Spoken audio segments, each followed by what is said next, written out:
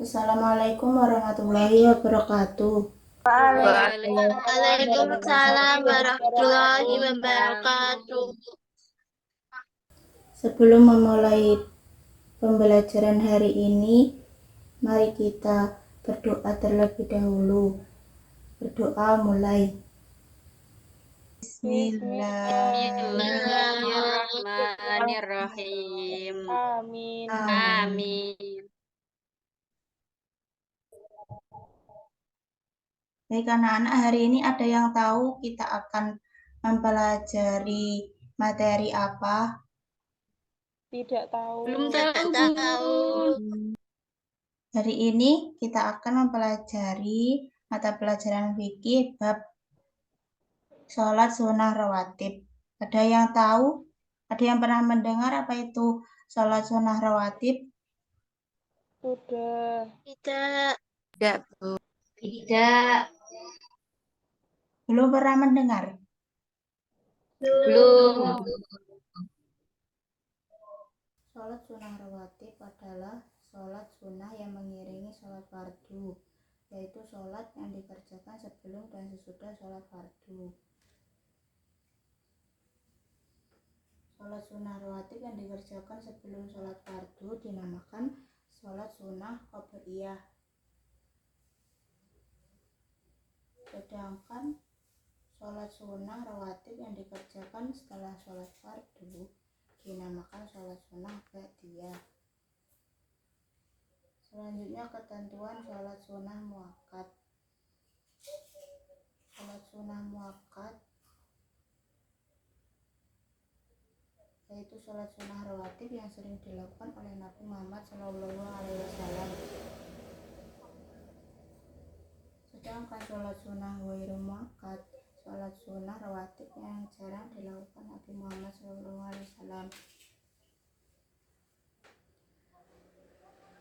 Sholat sunnah rawatib yang sholat sunnah muakkad ada 2 rakaat sebelum duhur, 2 rakaat sesudah duhur, 2 rakaat sesudah maghrib, 2 rakaat sesudah isya, dan 2 rakaat sebelum subuh.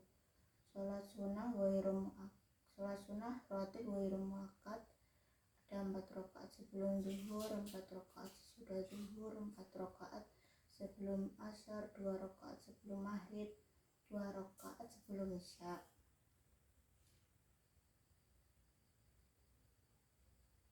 Niat sholat sunnah rawatib.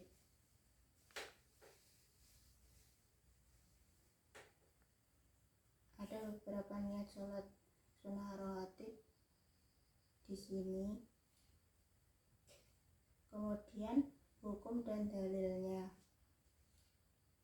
Hukum sholat sunnah rawatib itu dibagi menjadi 2, yaitu sunnah muakkad dan sunnah ghairu muakkad. Dalil sholat sunnah rawatib: barang siapa merutinkan sholat sunnah 12 rakaat dalam sehari, maka Allah akan membangunkan bagi dia sebuah rumah di surga.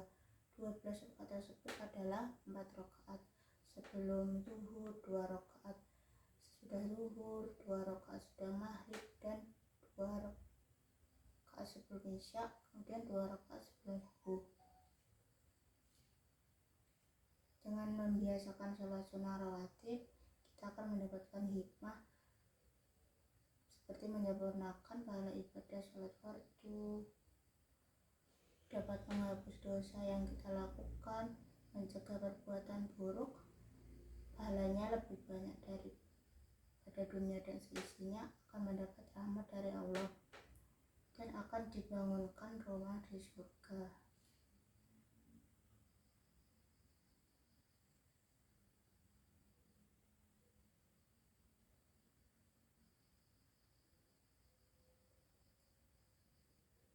Itu dia anak-anak materi dari sholat sunnah rawatib. Baik anak-anak, itulah tadi pembahasan tentang sholat sunnah rawatib. Apakah ada yang ingin bertanya? Selanjutnya Ibu akan memberikan tugas kepada kalian berupa lembar kerja yang akan Ibu share ke WA group. nanti bisa dikumpulkan pada grup WA. Sekian pembelajaran hari ini. Wassalamualaikum warahmatullahi wabarakatuh.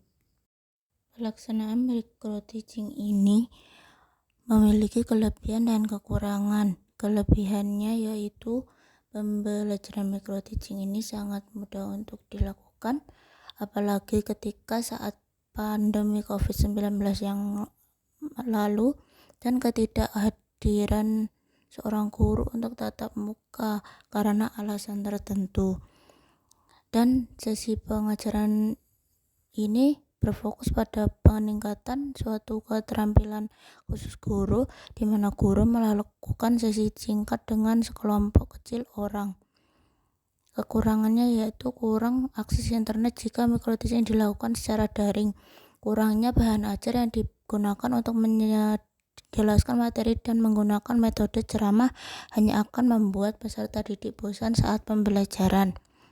Strategi yang digunakan pengajaran micro teaching untuk mendorong pengajaran dan pembelajaran aktif, memberikan guru pengalaman kelas dunia nyata, meningkatkan keterampilan intelektual dan interaksi.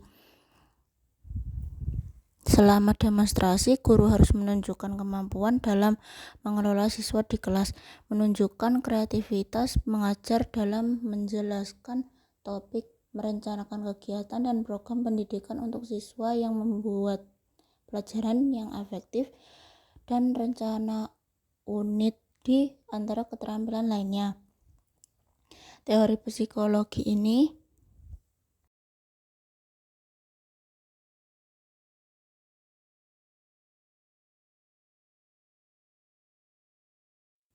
dapat dilihat teori belajar kognitif, karena suatu teori belajar ini lebih mementingkan proses pembelajaran daripada hasil belajar itu sendiri. Bagi pengguna pembelajaran daring ini harus tidak sekedar melibatkan hubungan antara stimulus dan respon, namun lebih arah dari ini, belajar melibatkan proses berpikir yang sangat kompleks.